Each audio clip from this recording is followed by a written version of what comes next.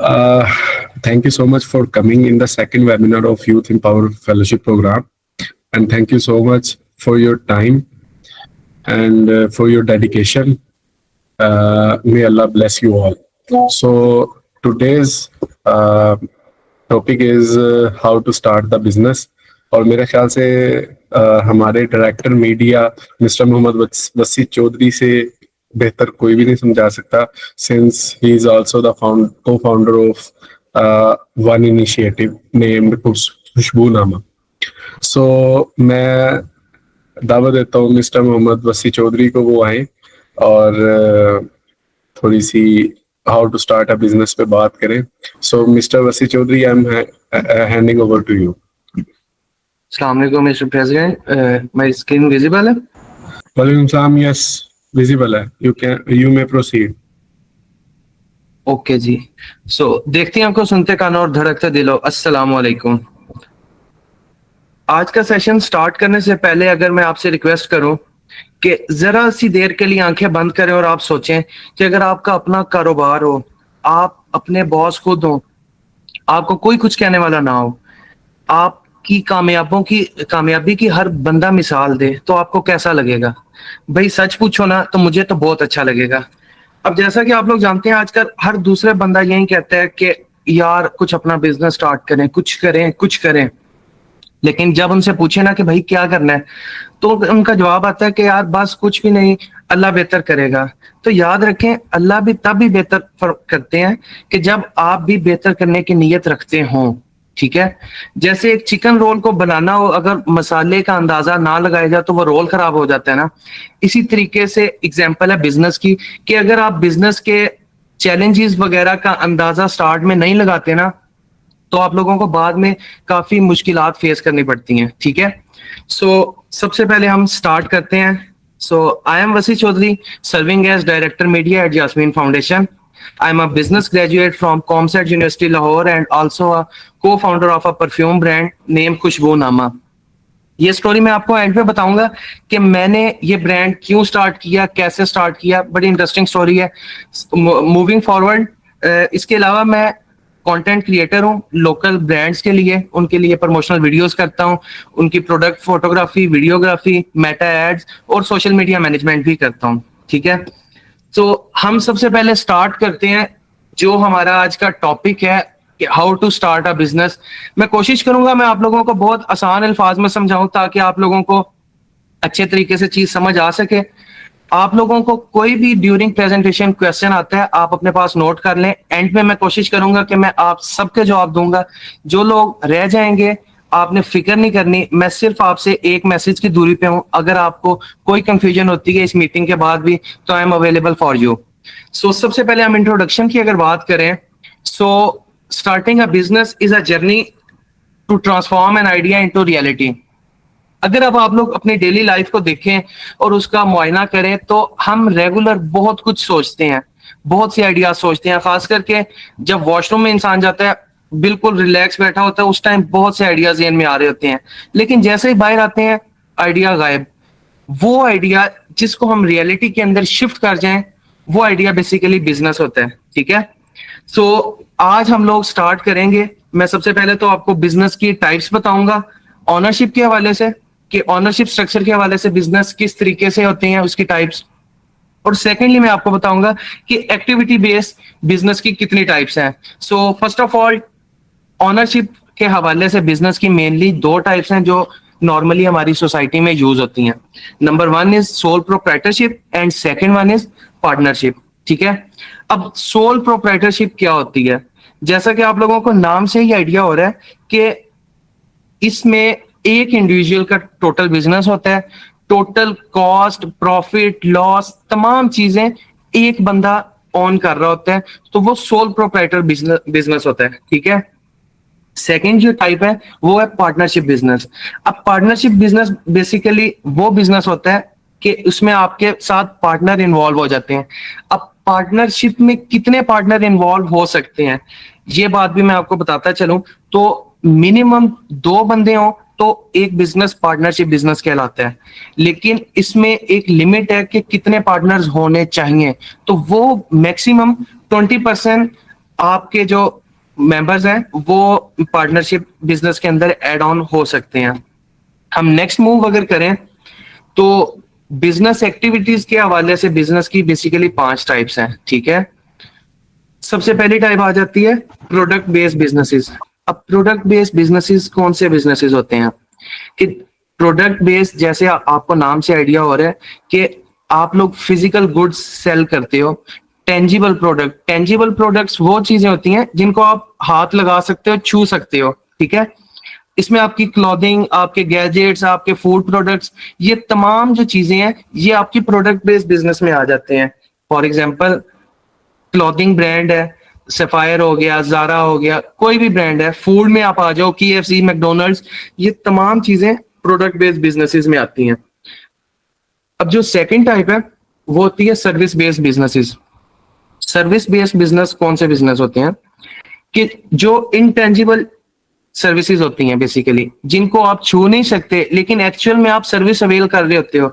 अब इसकी एग्जांपल मैं आपको साथ देता हूं ना, तो आपको ज्यादा अच्छे तरीके से समझ आएगी। आप कटिंग करवाने जाते हैं, ठीक है, बार्बर शॉप पे जाते हैं या आप लेडीज सैलून में जाती हैं, तो आप कटिंग करवाते हैं, उसके रिटर्न आप पैसे दे रहे हैं, जबकि एक्चुअल में तो आपके बाल कट रहे हैं। लेकिन आपने चूंकि उनकी सर्विस अवेल की है, इस वजह से आप जो उनको रिटर्न में पैसे दे रहे हो, ये सर्विस बेस्ड बिजनेसेस हैं। अब किसी ने अगर बाहर जाना है, ठीक है, अब्रॉड जाना है स्टडीज में या वर्क वीजे पे, हम किसी कंसल्टेंट के पास जाते हैं, हम उससे कंसल्टेंसी लेते हैं कि हमें क्या क्या डॉक्यूमेंट्स चाहिए, हम किस तरीके से अप्लाई कर सकते हैं, तमाम तर चीजें उसकी कंसल्टेंसी सर्विसेज में आ जाती हैं। आई होप कि आपको सर्विस बेस्ड बिजनेस समझ आ गया होगा। हम थर्ड नंबर पे चलते हैं। जो थर्ड टाइप है वो है रिटेल एंड होलसेल बिजनेसेस। अब रिटेल एंड होलसेल बिजनेसेस कौन से होते हैं कि buying and selling products either directly और इनडायरेक्टली टू कस्टमर्स, ठीक है। अब एक प्रोडक्ट है, आपने उसकी मिनिमम क्वांटिटी खरीद ली, आपने एक सूट बाय किया, सफायर से एक सूट बाय कर लिया, 5 सूट बाय कर लिया आपने, ये रिटेल बिजनेस है। लेकिन जब आप इतनी प्रोडक्ट को बल्क अमाउंट में परचेज करते हो तो वो होलसेल बिजनेस में कन्वर्ट हो जाता है। कैसे? आपने एक आइसक्रीम खानी थी अपने लिए, आपने बाय कर ली, रिटेल बिजनेस से आपने बाय कर ली, लेकिन आप उसको सेलिंग पर्पस के लिए लेना चाह रहे हो, आप किसी वेंडर के पास जाते हो, आप उससे बल्क में 500 आइसक्रीम्स बाय कर लेते हो, वो होलसेल बिजनेस में आ जाते हैं, ठीक है। फोर्थ टाइप जो है वो है ई कॉमर्स बिजनेस। अब ई कॉमर्स बिजनेसेस कौन से होते हैं? जिसमें आपकी ऑनलाइन सेलिंग होती है वाया वेबसाइट्स और अदर प्लेटफॉर्म्स लाइक दराज, Amazon, eBay, Alibaba, different online platform जिनके थ्रू आप बिजनेस रन करते हो, वो ई कॉमर्स बिजनेसेस के अंदर आ जाते हैं।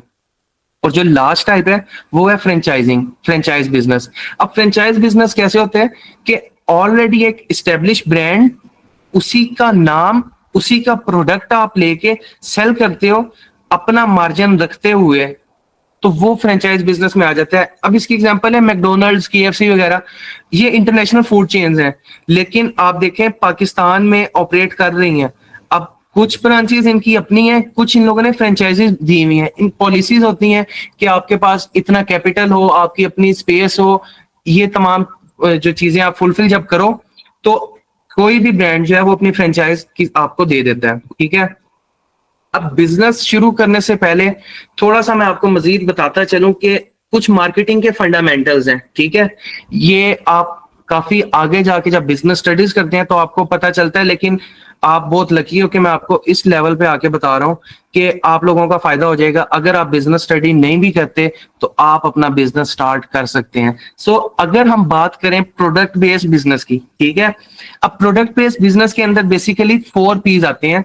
सबसे पहले P से मतलब product, then price, then place and promotion. अब प्रोडक्ट क्या होता है, ठीक है। प्रोडक्ट का मतलब क्या है कि व्हाट आर यू ऑफरिंग, और आप कौन सी प्रॉब्लम सॉल्व कर रहे हो किसी की भी। लेट्स सपोज एक बंदा है, मच्छरों से बहुत तंग है, वो मॉस्किट किलर लेने जाता है, वो स्प्रे लेता है, मॉस्किट किलर स्प्रे आ गई या दूसरी कोई चीज लेता है, तो हम उसकी प्रॉब्लम सॉल्व कर रहे हैं ना, वो हमारा प्रोडक्ट है, ठीक है। नेक्स्ट पी जो है वो है प्राइस का। अब प्राइस क्या है कि आप कितनी प्राइस पे सेल कर रहे हो, आया आप अपने प्रोडक्ट को अफोर्डेबल बना रहे हो या उसको लग्जरीज की तरफ लेके जा रहे हो। अब आप देखो, रोल्स रॉयस है, आपने सबने सुना होगा, ये थोड़ा सा आसान करता हूँ, बीएमडब्ल्यू की बात कर लेते हैं हम। अब बीएमडब्ल्यू जो है वो लग्जरीज में आ जाती है, वो पाकिस्तानी इतना अफोर्ड नहीं कर सकते, इसीलिए आपने देखा होगा कि आपको रोड्स पे भी बहुत रेयरली मिलती हैं। क्यों? क्योंकि वो अफोर्डेबल नहीं है हर पाकिस्तानी के लिए। तो आप जब बिजनेस करते हो प्रोडक्ट बेस्ड, तो आपने अपनी प्राइस को भी मद्देनजर रखना है, ठीक है। थर्ड नंबर पे आ जाता है प्लेस। अब प्लेस क्या है कि where will you sell it, आप अपने प्रोडक्ट को किधर सेल करोगे, ऑनलाइन स्टोर पे, आप रिटेल स्टोर पे, या आप होलसेल उस स्टोर पे, आप किस तरीके से अपने प्रोडक्ट को सेल करोगे।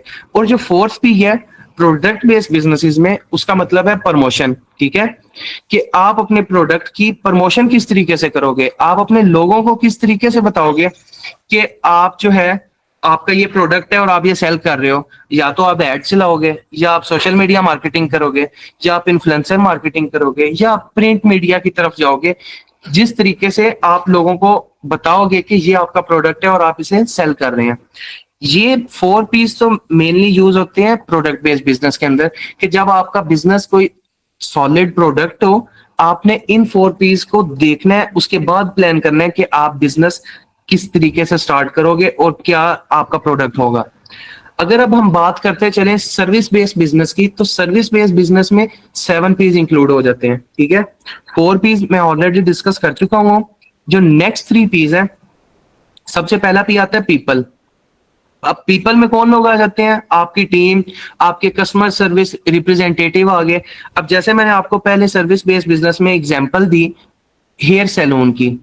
अब हेयर सैलून में पीपल कौन है कि जो उनके एक्सपर्ट्स हैं, जो कटिंग करेंगे, जो फेशियल्स करेंगे, उनके कस्टमर सर्विस रिप्रेजेंटेटिव भी वही है और उनकी टीम भी वही है। जो हमारा 6 नंबर पे पी है, वो होता है बेसिकली प्रोसेस, कि आपका बिजनेस का प्रोसेस क्या होगा, आप किस तरीके से अपने प्रोडक्ट या सर्विस को डिलीवर करोगे, क्या तरीका कार होगा कि आप अपना बिजनेस रन करोगे, कैसे। अगेन हम हेयर सैलून को लेते हुए चलें तो उनका प्रोसेस क्या है कि कोई भी कस्टमर नया आता है, वो पहले अच्छी ग्रीटिंग्स करते हैं, देन उसका हेड वॉश करते हैं और देन कटिंग स्टार्ट करते हैं, एक प्रोसेस को फॉलो करते हैं। सो सर्विस बेस्ड बिजनेस में आपने एक प्रोसेस को भी देखना है।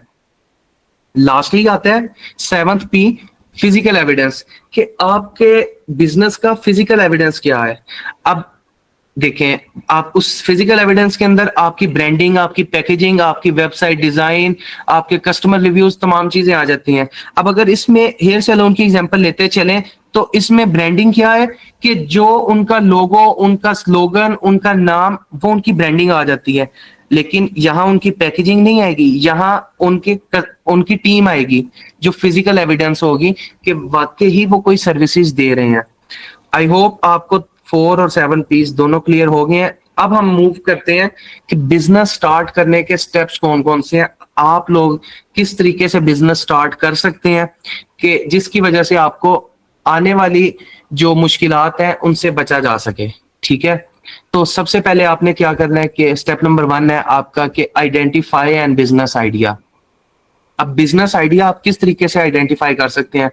हमारे ज़हन में तो बहुत सी चीजें आती हैं, मैं उड़ने वाले बूट पहन लूं, फ्लाइंग कार में बैठे, लेकिन कुछ आइडियाज ऐसे होते हैं कि जो रियलिटी में पॉसिबल नहीं होते, ठीक है। तो उनको आइडेंटिफाई आप कैसे करते हो कि आप पहले प्रॉब्लम की तरफ देखते हो कि कौन सी ऐसी प्रॉब्लम है जो आप सॉल्व कर सकते हो अपनी सोसाइटी में।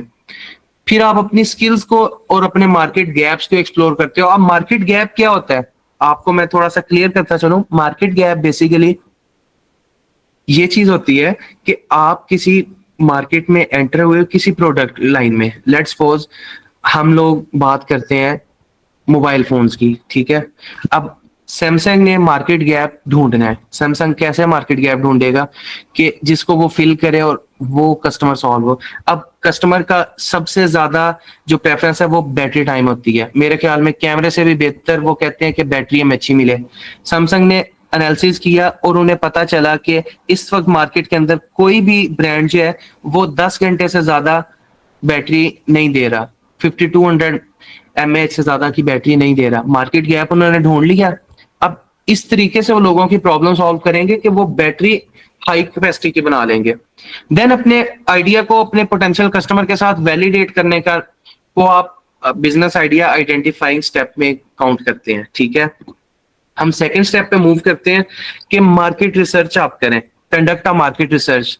अब मार्केट रिसर्च करने का फायदा क्या है और आप वो कैसे करते हैं?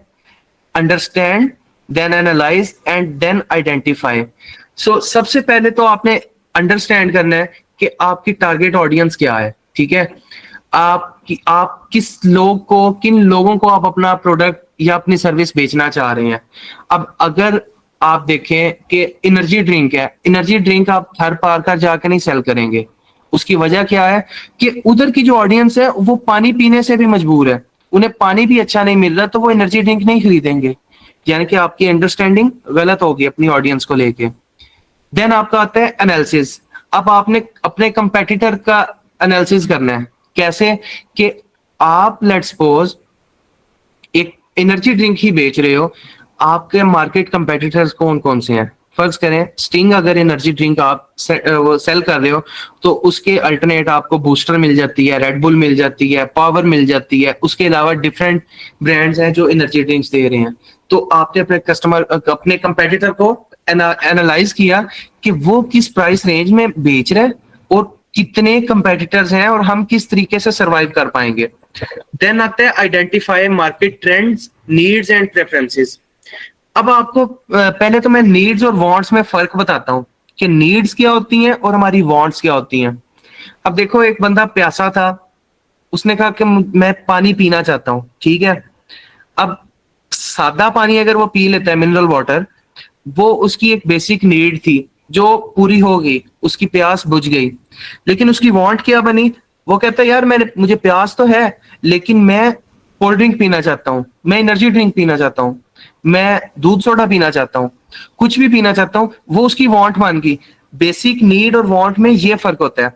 तो जब आप मार्केट रिसर्च करते हो तो आपको पता चलता है कि आपके कस्टमर की नीड क्या है, उनकी प्रेफरेंसेस क्या है, आपके कितने कंपेटिटर्स हैं और आप कौन सी ऑडियंस को टारगेट करना चाह रहे हो, ठीक है।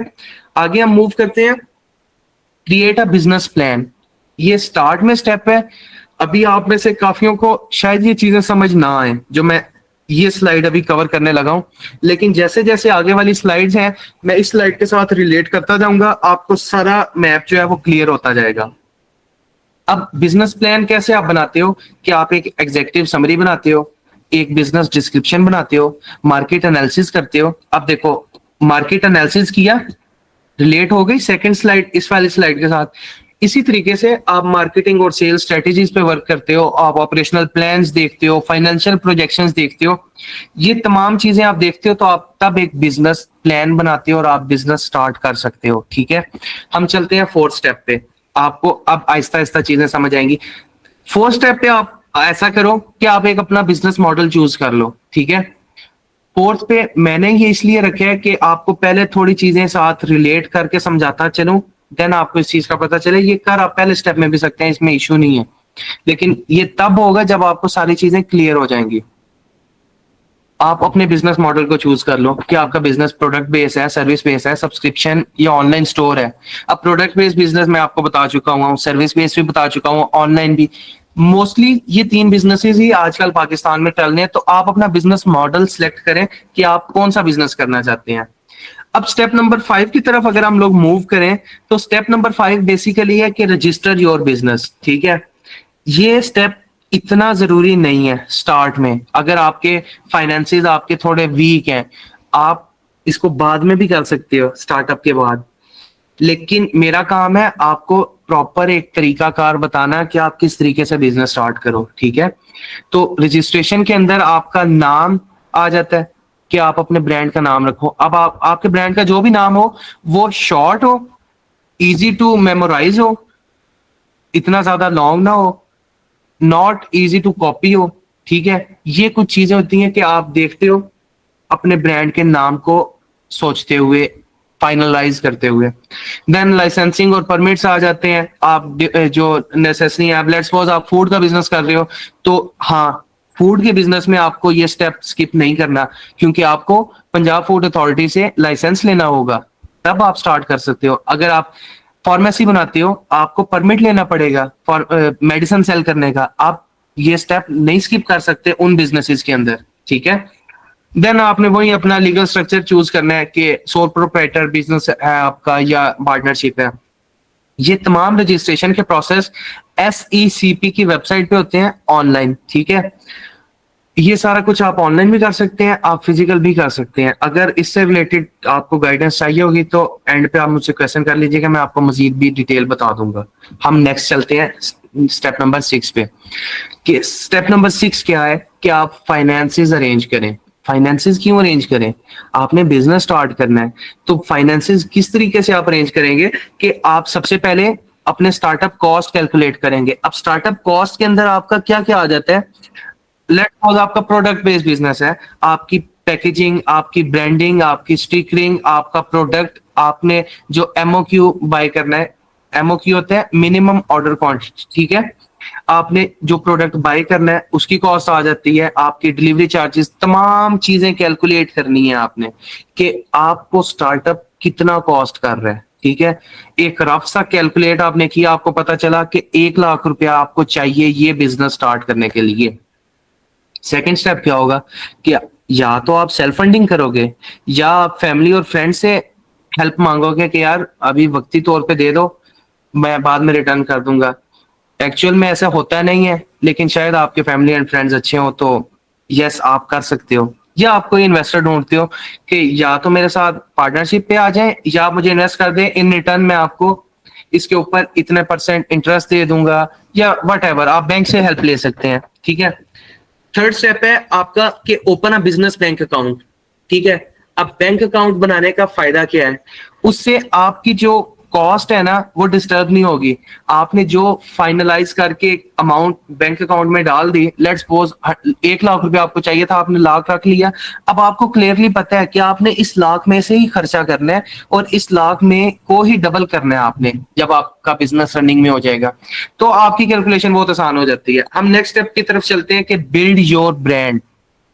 अगेन इसको स्टेप नंबर 5 के साथ अगर मैं लिंक करता चलूं तो आपने अपना एक लोगो डिजाइन करना है अपने ब्रांड का, आपने अपना एक नाम सिलेक्ट करना है, फिर ब्रांड आइडेंटिटी बनानी है। अब ब्रांड आइडेंटिटी क्या होती है कि उसमें आपके कलर्स, आपके फॉन्ट्स, आपके वैल्यूज आ जाती हैं। अब वैल्यूज क्या होती हैं? कोई भी ब्रांड आपको जो एक्स्ट्रा एडिशनल वैल्यूज प्रोवाइड कर रहा है वो आपकी एक ब्रांड आइडेंटिटी बन जाती है। अब इसकी एग्जांपल मैं आपको देता हूं।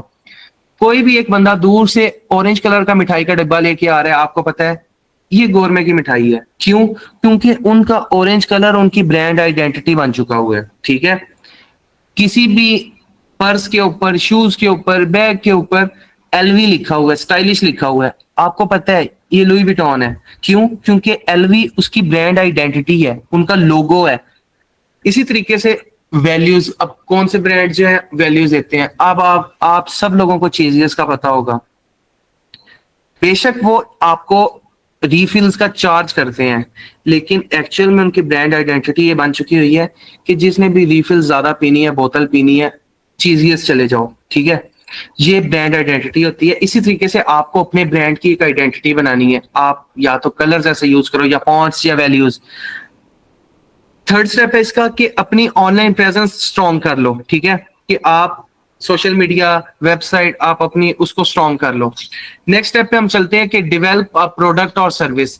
आपका प्रोडक्ट डेवलपमेंट स्टेज आ गया कि आपने फाइनलाइज करना है अपनी ऑफरिंग को कि आप क्या प्रोडक्ट दे रहे हो, क्या सर्विस दे रहे हो। अगर आप प्रोडक्ट दे रहे हो तो उसमें आपके प्रोडक्ट की क्वालिटी क्या है, आपकी पैकेजिंग क्या है, आपकी प्राइसिंग, ये तमाम चीजें आपने डिसाइड करनी है पहले।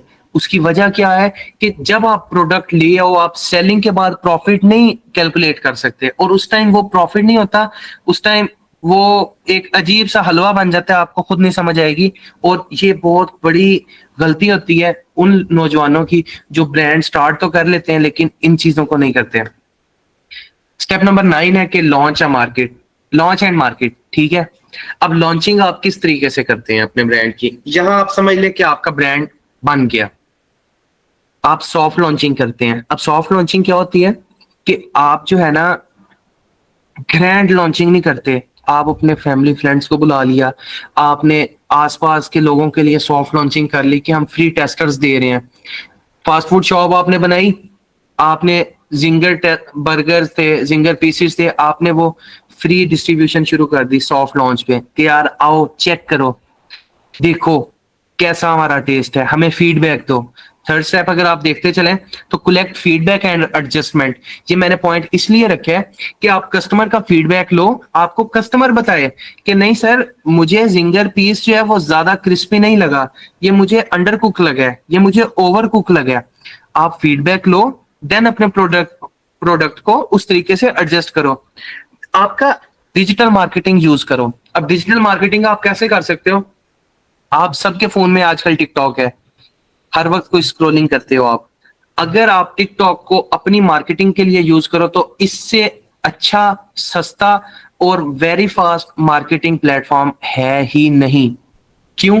क्योंकि आपने आजकल देखा होगा अक्सर औकात सीरीज चल रही है, 6 लाख से मैंने अपना बिजनेस स्टार्ट किया, 1 करोड़ से किया, 10 लाख से किया, 1000 से किया। तो इस तरीके से आप ऑर्गेनिकली मार्केटिंग करते हो और ज्यादा से ज्यादा कस्टमर को एंगेज करते हो। ठीक है। स्टेप नंबर 10 है कि आप अपने बिजनेस को मैनेज और ग्रो किस तरीके से कर सकते हो। आप अपने कैश फ्लो और परफॉर्मेंस को मॉनिटर करते रहो वक्तन फवक्तन। ठीक है। आप वो किस तरीके से करोगे? आप ना 1 माह में छोटे छोटे गोल्स रख लो कि हम 10 दिन के अंदर 1 लाख की सेल करेंगे, हम अगले 15 दिन के अंदर हम इतनी सेल करेंगे, हम इतना करेंगे। जब आप छोटे छोटे गोल्स रखोगे, आप उनको अचीव करोगे तो ऑटोमेटिकली आपकी परफॉर्मेंस भी बेहतर होती जाएगी और आपकी ग्रोथ भी होती जाएगी। देन सेकंड स्टेप क्या है कि आप अपनी कस्टमर सर्विस को इंप्रूव करो। कस्टमर सर्विस को इंप्रूव करने का फायदा क्या है?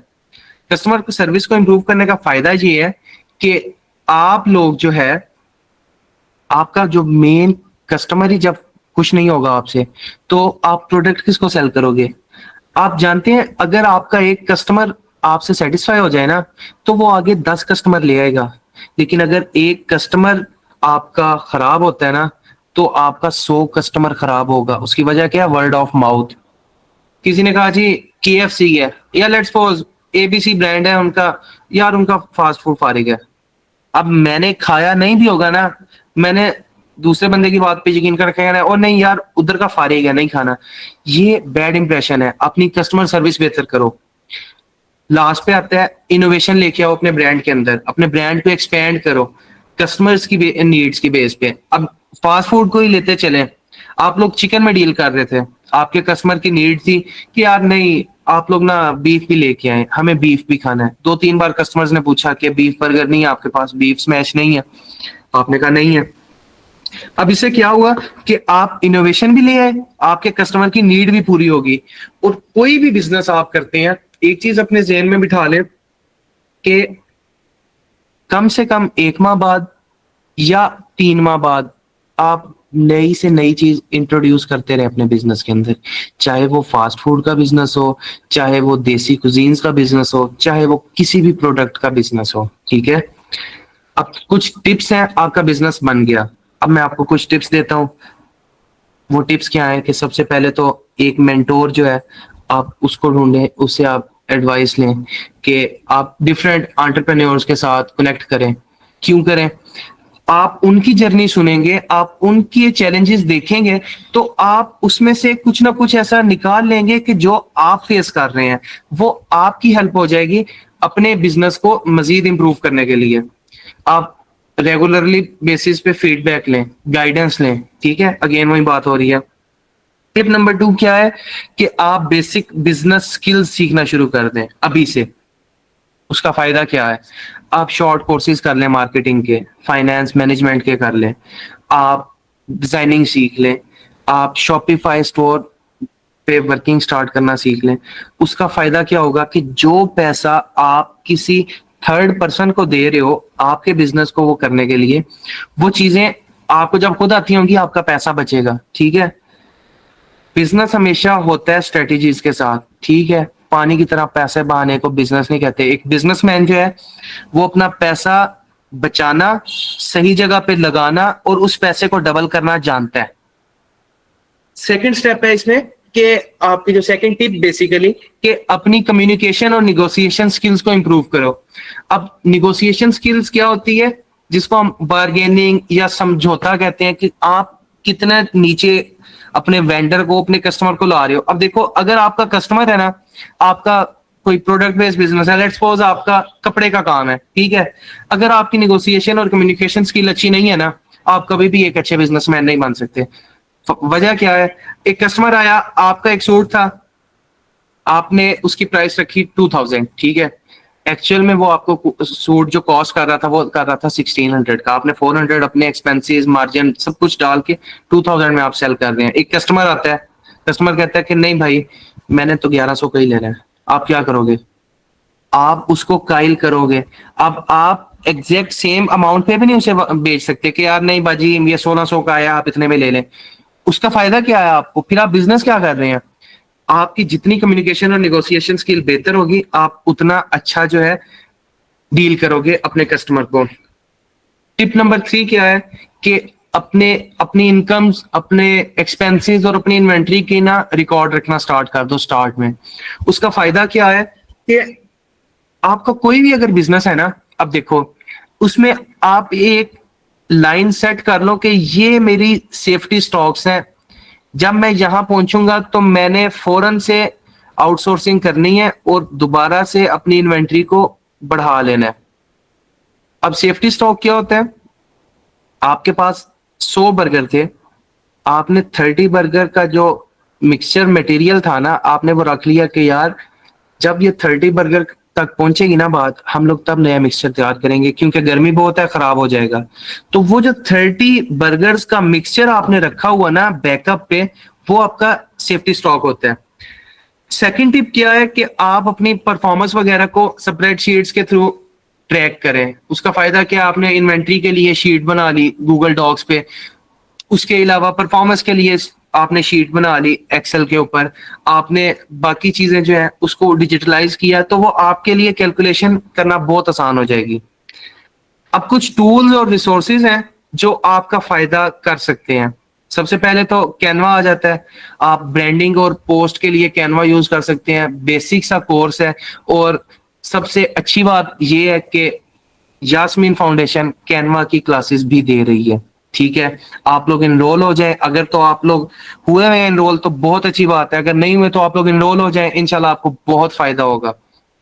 सेकंड चीज क्या है कि गूगल वर्कस्पेस, आप वही मैं जो पहले बात करता आया हूं, आप गूगल डॉक्स यूज कर लें, स्प्रेडशीट यूज कर लें, डिफरेंट चीजें यूज कर लें जिससे आप अपनी परफॉर्मेंस वगैरह को बेहतर कर सकते हैं। व्हाट्सएप बिजनेस और सीआरएम टूल्स को आप बेहतर जानें, सीखें, उनको एक्सप्लोर करें, फ्री बैठे हैं। व्हाट्सएप बिजनेस हर किसी ने बैकअप का रखा हुआ है बना के कि यार मेरे फोन में 2 सिम है, एक सिंपल व्हाट्सएप, एक व्हाट्सएप बिजनेस, लेकिन किसी को नहीं पता कि व्हाट्सएप बिजनेस को आप यूज किस तरीके से कर सकते हैं, किस तरीके से आप बिजनेस रजिस्टर कर सकते हैं।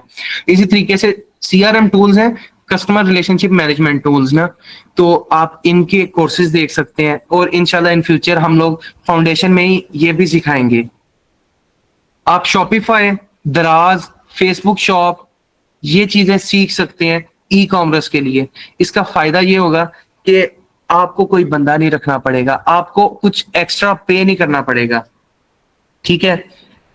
जहां हम लोग एंड करने जा रहे हैं, लेकिन एंडिंग से पहले मैं आपको एक चीज कहूंगा कि बिजनेसमैन हमेशा वो बनता है जो रिस्क लेता है, जो डर के रहता है ना वो कभी बिजनेसमैन नहीं बन सकता, ठीक है। और मेरी स्टोरी क्या थी, मेरा बिजनेस का स्टार्ट का प्लान क्या था, मैंने बिजनेस स्टडीज की, मैंने देखा उन दिनों परफ्यूम्स का ट्रेंड था, मेरा बेसिकली परफ्यूम ब्रांड है, ठीक है। मैंने रिसर्च की, ये तमाम स्टेप्स मैंने फॉलो किए, इसलिए मैं ज्यादा बेहतर तरीके से आपको बता पा रहा हूँ। और देन मैंने अपना परफ्यूम ब्रांड बनाया। हाँ, अगर आप लोगों ने रईस मूवी देखी हो तो उसमें वो कहता है कोई भी धंधा छोटा नहीं होता और धंधे से भरा कोई धर्म नहीं होता। तो कोई भी बिजनेस ना छोटा नहीं होता, आपने लगन से करना है तो आप अपने बिजनेस में कामयाब होंगे। अब मुझे भी बहुत सी बातें सुनने को मिली हैं कि यार एक ग्रेजुएट बंदा क्या परफ्यूमों का काम करता है, ये कोई काम है। आपने डिसहार्ट नहीं होना, आपने बिजनेस स्टार्ट करना है और आप लोगों की हेल्प के लिए, गाइडेंस के लिए मैं अवेलेबल हूँ। So thank you for your attention. Any question so आप लोग पूछ सकते हैं। Thank you so much, Vasi, for very energetic session. और आई होप सब ने एंजॉय किया होगा। और मैंने अटेंडेंस लिंक जो है वो मैसेज में भेज दिया है, काइंडली जाके अटेंडेंस लगाएं। और मिस्टर वसी से अगर किसी का कोई सवाल है तो वो आप पूछ सकते हैं। और कुछ लोग सजेशंस दे रहे थे, कुछ चीजें मुश्किल टर्म्स के बारे में पूछ रहे थे, आप वो भी पूछ सकते हैं। और किसी को किसी किस्म की कोई बात शेयर करनी है, you are more than welcome. और प्लीज अटेंडेंस लगा लें। जी अरसान साजिद। अस्सलाम वालेकुम वसी भाई। वालेकुम सलाम। अच्छा, मेरा ये सवाल था कि आपने बिजनेस के बारे में काफी चीजें बताई हैं और काफी इंफॉर्मेटिव भी था। मैं ये पूछना चाह रहा हूँ कि क्या लोकेशन भी मैटर करती है? मतलब अगर सपोज कि मैं कोई ऐसी चीज बना रहा हूँ जो कि एक मतलब रीजन में वो नहीं चलेगी, मिसाल ले लो कोई एक्सपेंसिव आइटम्स हो गए, जी तो मैं वही पूछना चाह रहा हूँ क्या लोकेशन भी मैटर करती है इस चीज में कि मैं लोकेशन कौन सी चीज किस पॉइंट पे सेल कर रहा हूँ? लोकेशन बहुत मैटर करती है। अब कैसे मैटर करती है मैं आपको बताता हूँ। मैंने आपको बताया प्रोडक्ट बेस्ड बिजनेस में 4 पीस है ना, तो थर्ड पी मैंने बताया ही आपको, प्लेस है। ठीक है, प्लेस क्यों मैटर करती है मैंने उस टाइम भी एग्जांपल दी कि अगर एक कस्टमर की नीड ही नहीं है या एक कस्टमर अफोर्ड ही नहीं कर सकता आपका प्रोडक्ट उस रीजन के अंदर, तो आप उसे कैसे सेल करेंगे? ठीक है, एक मजदूर है, मजदूर परफ्यूम अफोर्ड नहीं कर सकता, मेरा परफ्यूम ब्रांड है, मैं कभी भी किसी मजदूर को टारगेट नहीं करूंगा। मुझे पता है मेरी टारगेट ऑडियंस क्या है, office going, school going, university going जो बच्चे हैं, स्टूडेंट्स हैं, मैन वुमेन है, उनको टारगेट करूंगा। क्लियर हो गया? हाँ जी, शुक्रिया। जी मुबशिर। जी सर, मेरा क्वेश्चन था कि इन्वेस्टमेंट को भी एज अ बिजनेस हम कह सकते हैं। फॉर एग्जांपल जिस तरह आपने कहा कि एक वो बिजनेस की टाइप है पार्टनरशिप। तो अगर जी मेरे 4 दोस्तों ने एक वो ब्रांड अपना लॉन्च किया है, मुझे उसकी ऑन नहीं है, तो मैं ठीक है। उसमें इन्वेस्ट करके तो हम्म। प्रॉफिट लॉस मतलब कि मैं मुझे भी रिस्क ही है ना कि मैंने इन्वेस्ट किया है, वो लॉस होता है या वो प्रॉफिट होता है वो तो उन्हीं के साथ ही है। तो क्या ये इन्वेस्टमेंट भी वो बिजनेस ही कह सकते हैं? अच्छा, मैं मुबशिर आपका जवाब देता हूँ। बहुत अच्छा क्वेश्चन है आपका। अब देखो, एक चीज तो आप ना क्लियरली ये चीज समझ जाओ कि कोई बंदा ना आपको कमा के नहीं देता। ठीक है, अगर आप इन्वेस्ट करते भी हो ना, प्रॉफिट और लॉस में तो आप बराबर के हिस्सेदार होगे उसके। ठीक है, लेकिन एक टाइम आएगा कि आप अपने आप पार्टनरशिप से पीछे हट जाओगे, आप कहोगे मेरी इन्वेस्टमेंट दो, और उस टाइम आपकी दोस्ती भी खराब हो जाएगी, आप इन्वेस्ट नहीं कर पाएंगे। मेरा आपको मशवरा ये है कि अगर वाकई ही आप इन्वेस्ट करना चाहते हैं ना, तो या तो आप उनके पार्टनर बने और साथ एफर्ट्स करें उनके मिलके, अदरवाइज आप ऐसा करें कि आप फिर सोलो इन्वेस्टमेंट करें, ताकि आपको कोई रिग्रेट ना हो कि आपने मेहनत नहीं की, आपको रिटर्न नहीं आया। आपने मेहनत की, आपको रिटर्न आएगा, इंशाल्लाह आएगा। ठीक है। जी ठीक है, शुक्रिया सर। और किसी का कोई क्वेश्चन हो, घबराएं नहीं, इतनी परेशानी वाली बात नहीं है। आप लोगों के ज़हन में बहुत सौ के क्वेश्चंस होंगे, शायद थोड़ा सा हेजिटेट फील कर रहे हैं वो अभी ना पूछने के लिए। आप लोग मुझे फेसबुक, व्हाट्सएप, इंस्टाग्राम, लिंक्डइन कहीं भी अप्रोच कर सकते हैं, मैं आपको वहां गाइड कर सकता हूँ, कोई मसला नहीं है। जिन्होंने अटेंडेंस लगा दी है वो लीव कर सकते हैं अगर किसी का कोई सवाल नहीं है। Thank you so much for coming. इंशाल्लाह कल मिलते हैं।